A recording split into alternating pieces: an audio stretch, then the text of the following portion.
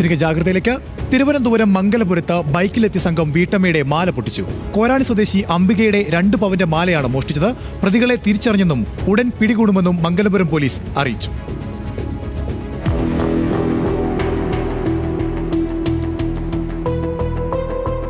വീട്ടിലേക്ക് പോവുകയായിരുന്ന അംബികയെ പിന്തുടർന്നാണ് സംഘം മാല പൊട്ടിച്ചത്. റോഡിൽ കാത്തുനിന്ന് ആളുകളില്ല എന്ന ഉറപ്പുവരുത്തി പിന്നാലെ ചെന്ന് മാല പൊട്ടിച്ച ശേഷം സ്റ്റാർട്ട് ചെയ്ത ബൈക്കിലേക്ക് ഓടിക്കയറി. അംബിക പിന്നാലെ ഓടിയെങ്കിലും മോഷ്ടാക്കൾ രക്ഷപ്പെട്ടു.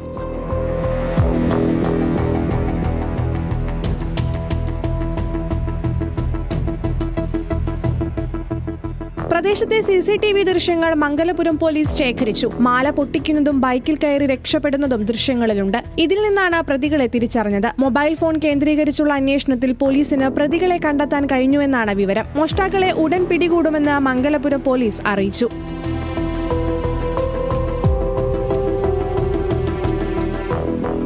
ന്യൂസ് മലയാളം, തിരുവനന്തപുരം.